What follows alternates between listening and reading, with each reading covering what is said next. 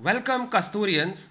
In this video, we will discuss chapter 2 of history, that is socialism in Europe and the Russian Revolution.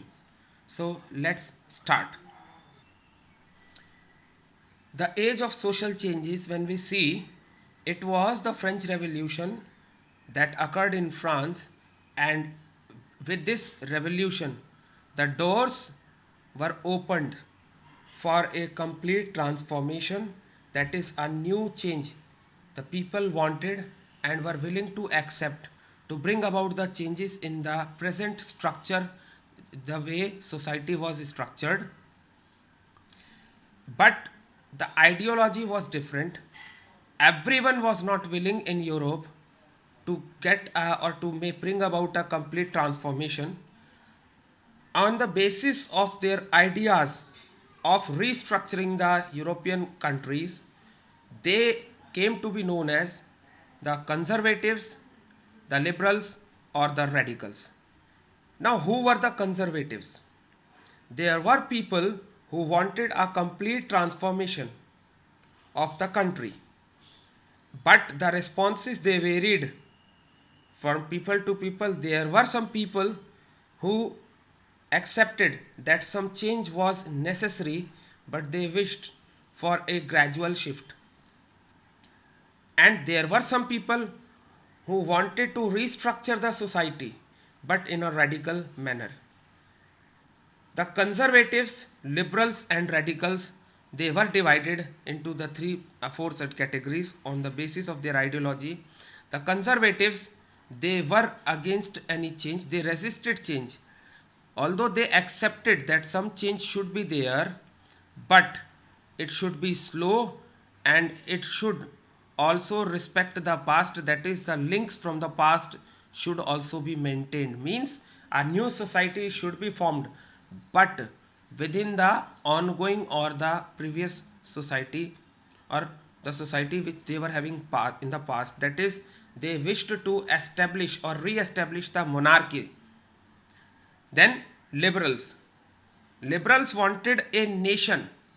By nation we mean that a country in which all religions were given equal importance, that is a nation which tolerated all religions. As in the French society, there were criticisms based on the different religions. So this discrimination and criticism on the basis of the religion followed by people was there, and that's why the liberals, they wanted a nation which will tolerate and which will give equal respect and which will have no place for discrimination on religion basis, or there should be no religion bias.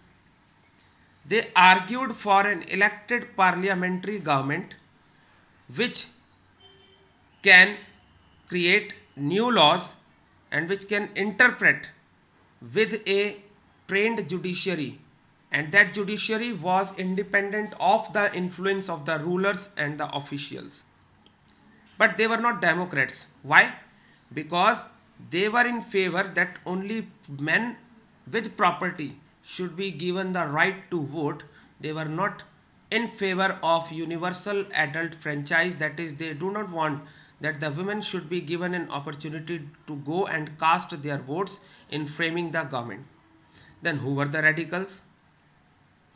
The radicals, they wanted the same nation which the liberals were arguing, but that nation should be based on the representation of the majority of country's population.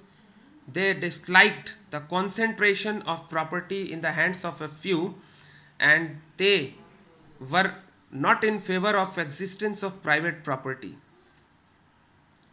They were a sort of socialists. Now we will see the industrial society and the social changes which were brought into this industrial society. When the discussion of the new society, restructured society was going on, at the same time it was the time when industrial revolution took place and new cities with new industrial regions were developed. And this was the time of economic as well as social change. Due to industrialization, men, women, and children have to work in factories.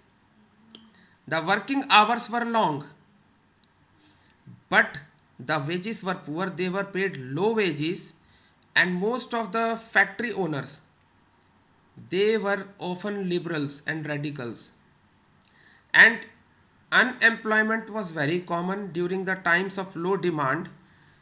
Housing and sanitation were the major problems that arose during this rapid growth of the new cities that came up due to the setting up of industrial regions.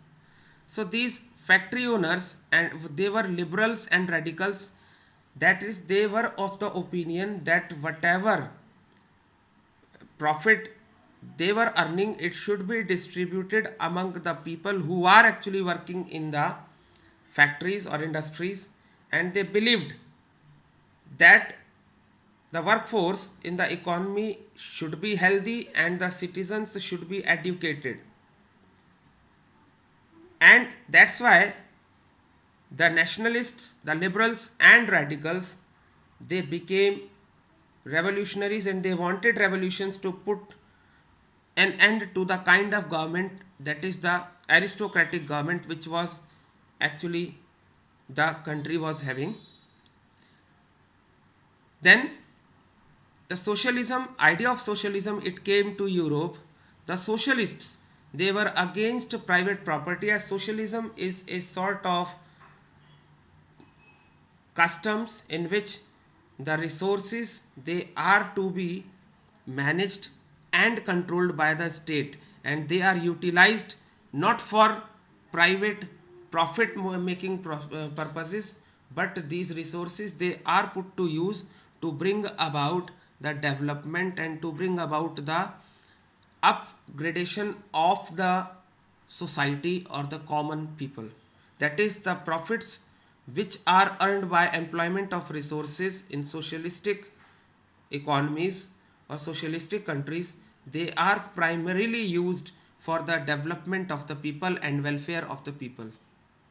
So these socialists, they were against private property. They were having different visions of the future. They believed that cooperatives should be set up so that the workers, they can get a share in the ownership of the enterprises or the industries. And this idea was further propagated by some socialist thinkers like Karl Marx and Friedrich Engels. They also added that industrial society was capitalistic in nature. It was basically concerned with earning more and more profit, and this profit was making a result that the wealth concentration was only limited within a few hands, that is the industrialists. By 1870s, the socialistic idea, it spread throughout the Europe. The workers in England and Germany, they began forming associations to fight for better living and better working conditions against, they started demanding for that from the industrialists or their owners. That's all we have in this video. In the coming videos, we will discuss the Russian Revolution. Thank you and have a nice day.